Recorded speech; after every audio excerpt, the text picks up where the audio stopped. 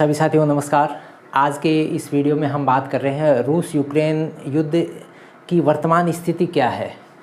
आप सभी जानते हैं कि ये करीबन 6 महीने से ज़्यादा समय से चलता आ रहा है। करीबन फरवरी 2022 के अंदर ये दोनों तनातनियाँ युद्ध के रूप में बदल चुकी थी और उन तनातनियों के अंदर प्रारंभ में जिस प्रकार से हमने मीडिया कवरेज देखे, प्रारंभ में जिस प्रकार से हमने एक चारों तरफ एक अनिश्चितता का माहौल देखा कि एक वर्ल्ड वार के अंदर ये जो संघर्ष है कन्वर्ट हो सकता है, लेकिन 6 महीने गुजर गए हैं। 6 महीने के अंदर आपने देखा होगा कि धीरे धीरे स्थितियाँ सामान्य होती जा रही हैं। तो आज हम बात करेंगे कि इन 6 महीनों के अंदर रूस ने क्या खोया, यूक्रेन ने क्या पाया, यूक्रेन ने क्या खोया, रसिया ने क्या पाया। तो ये सारी चीज़ें हम ये समझेंगे। ये जो नक्शा मैंने बना रखा है ये बहुत दिनों से बना रखा है। जिस दिन युद्ध प्रारंभ हुआ था तभी मैंने नक्शा बनाया था और इस नक्शे के अंदर आपको ये जो दिखा रखा है ये यूक्रेन है और ये इसके पड़ोसी देश हैं, ऊपर रसिया है। और आप सभी जानते हैं ये प्रारंभिक की बात थी, वैसे हमने पुराने वीडियो के अंदर ये डाल दी थी कि यूक्रेन का एक भाग है क्रीमिया, इसके ऊपर काफ़ी समय पहले रसिया ने कब्जा कर लिया था। और एक एरिया है ये डोनबास का एरिया है, लोहांस्क और डोनास्क के नाम से ये एरिया, इसको हम कंबाइंड रूप से डोनबास के रूप में जाने। इसके ऊपर दावा जो है वो पुख्ता करने के लिए आप सभी जानते हैं ये युद्ध प्रारंभ हुआ था। और इसके पीछे एक जो बात और थी कि नेटो के अंदर यूक्रेन शामिल कर लिया जाए, इस बात से भी रसिया नाराज़ था। तो इसके पीछे कारण क्या थे उनकी चर्चा हम कर चुके थे। तो इस नक्शे को देख के आप ये आइडिया लगाते होंगे कि यूक्रेन के बहुत सारे हिस्से को रसिया ने कब्जे में कर लिया होगा, लेकिन ऐसा नहीं है। और 6 महीने से ज़्यादा जब समय गुजर गया है और इसके अंदर अगर घाटे और नफ़े की बात करें तो रसिया को घाटा बहुत ज़्यादा हो चुका है।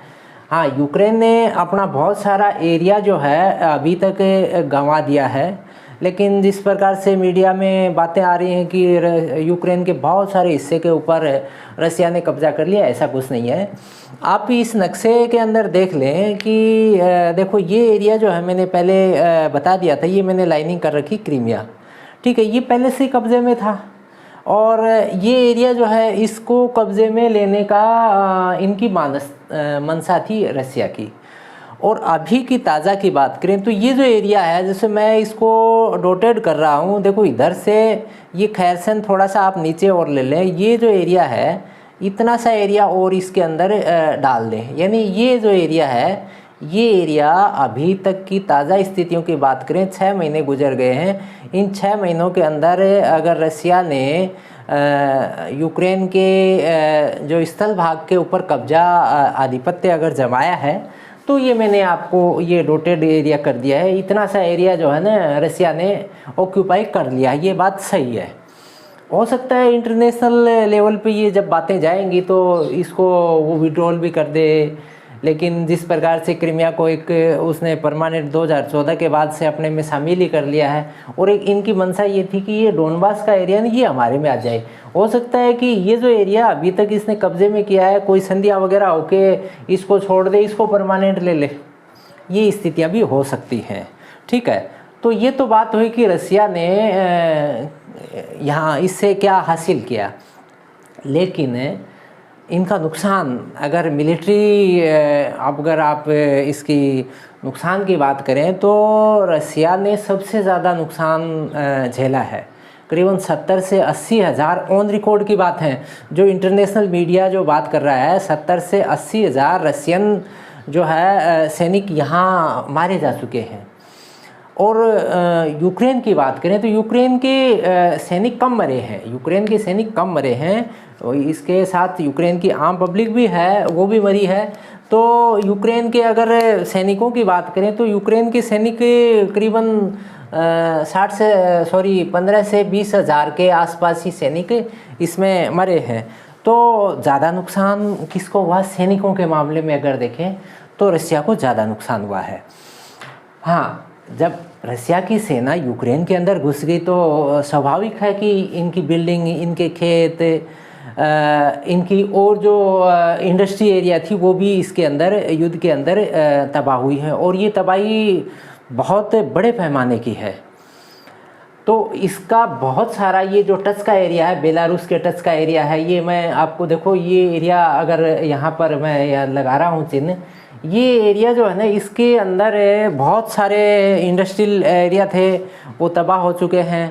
और अभी एक परमाणु रिएक्टर के ऊपर भी कब्जे की बात आ रही है, लेकिन अभी कल परसों में बात आई थी कि उससे जो है बिजली सप्लाई जो है वो नेशनल ग्रिड को कनेक्ट कर दी है और वो चालू हो गया है। तो यहाँ ऐसा नहीं है कि यूक्रेन इस युद्ध से एकदम ही जैसे हम कहें कि वो श्रीलंका की स्थिति में आ गया हो, वो और कोई जैसे मान लीजिए कोई समय में ग्रीस की स्थिति हुई थी, या हम वर्मा की स्थिति की बात करें वैसी स्थिति में आ गया, ऐसी स्थिति नहीं बनी है। और हाँ, इतना ज़रूर है कि यूक्रेन को जिस प्रकार से नाटो देशों ने फंडिंग दी है, मिलिट्री इक्विपमेंट्स की दी है, ट्रेनिंग की, और दूसरे जो इक्विपमेंट्स इन्होंने भेजे हैं, इसी की बदौलत आज ये टिका हुआ है। और ये बात रसिया ने क्लियर कर दी थी कि अगर बाहर से सपोर्ट इसको लगातार मिलता रहा तो ये लड़ाई और आगे खींचेगी। लेकिन अभी रसिया जो है, रसिया ये समझ चुका है कि घाटा तेरा भी बराबर हो रहा है, बराबर क्या ज़्यादा।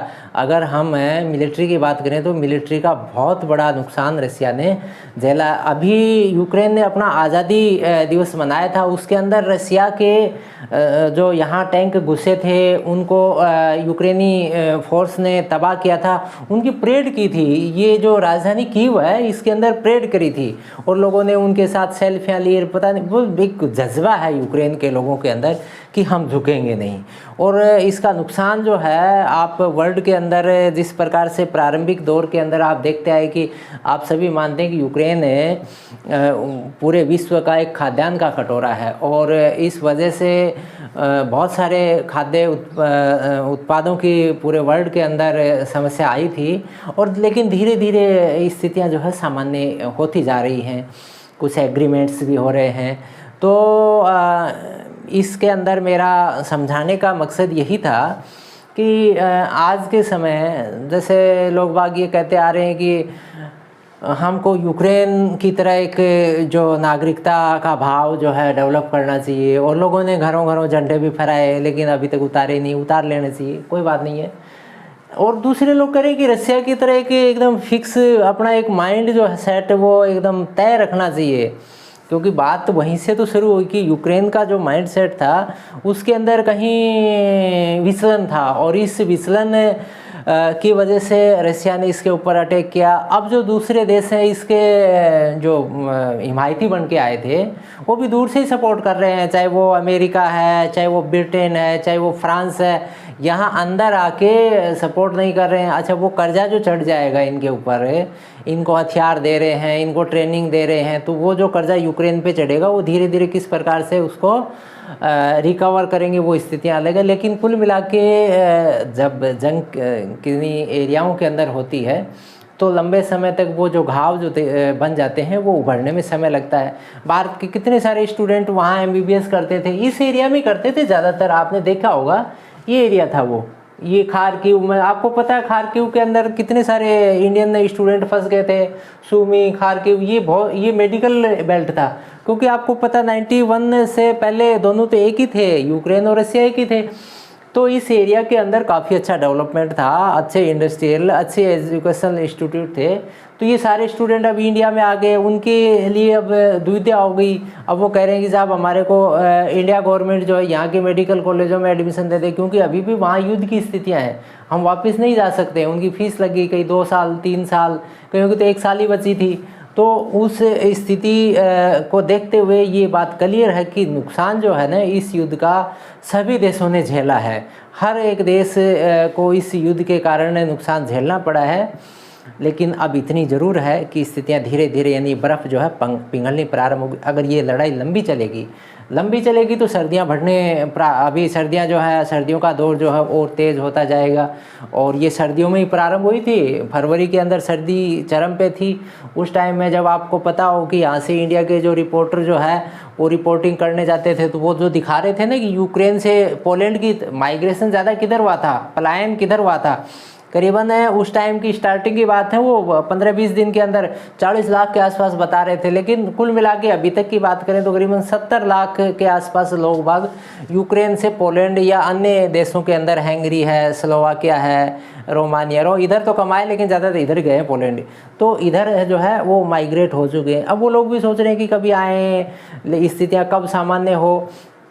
तो वो जो रिपोर्टिंग होती थी उस टाइम में दिखाते थे कि ठंड के अंदर किस प्रकार से लोग आ रहे हैं, जा रहे हैं। उसके बाद में इंडिया के जो मीडिया है ना वो भी वहाँ जाना बंद हो गया। और तो अब देखो इंडिया के अंदर तो मीडिया को एकदम चटपटी चीज़ें चाहिए, डेली कुछ ना कुछ ताज़ा मिल जाए, क्योंकि 6 महीने तक रिपोर्टिंग करने के लिए इंटरनेशनल मीडिया ही टिक पाता है।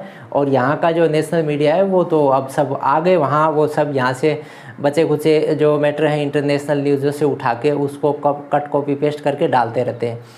तो अगर ये लंबा खींचेगा तो सर्दियाँ वापस आने वाली हैं। उन स्थितियों के अंदर किस प्रकार से ये जंग है वो आगे और सरवाइव कर पाएगी। लेकिन इतना ज़रूर है कि इन 6 महीनों के अंदर दोनों देशों ने काफ़ी कुछ सीखा है और काफ़ी सबक लिए हैं। इन सबक को देखते हुए ये लगता है कि धीरे धीरे जो है ये स्थितियां हैं और सामान्य की ओर बढ़ेंगी, क्योंकि अभी कुछ वार्ताएं प्रारंभ भी हुई हैं। और क्योंकि दोनों देशों ने इस जिद के अंदर बहुत नुकसान उठाया। इधर पुतिन भी जिद पे अड़ा हुआ है, जेलेंस्की भी जिद पे है, क्योंकि रसिया का जो राष्ट्रपति है पुतिन ने, तो आपको पता, पुतिन ने तो अपने संविधान के अंदर इस तरह से संशोधन कर लिया कि वो तो काफ़ी लंबे समय तक वहाँ का राष्ट्रपति टिका रहेगा। जेलेंस्की, समस्या यही थी कि रसिया ये चाह रहा था कि जेलेंस्की को हटा के और एक अपने हिसाब का वहाँ पर राष्ट्रपति बैठा दिया जाए, लेकिन वो फिट नहीं बैठी। तो जेलेंस्की यूक्रेन के अंदर एक देशभक्ति का भाव पैदा करने का प्रयास कर, लेकिन इस देशभक्ति के प्रयास में यूक्रेन ने बहुत कुछ गंवा दिया है।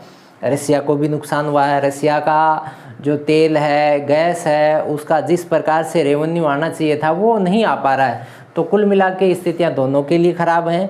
आने वाले टाइम में स्थितियाँ आशा करते हैं कि धीरे धीरे सामान्य होंगी। और हमारा ये प्रयास जो है आपको कैसा लगा, ये जो चर्चा है आपको कैसी लगी, आप ज़रूर कमेंट बॉक्स में डालिए। हम कोशिश करते रहते हैं इस तरह के वीडियो समय समय पर तैयार करके आपकी जानकारी के लिए भेजें। आप चैनल को सब्सक्राइब कर लें। वीडियो अगर अच्छा लगता है तो आप सभी तक इसको शेयर ज़रूर करें। धन्यवाद। फिर एक नई वीडियो में मिलेंगे, तब तक शुक्रिया। जय हिंद, जय भारत।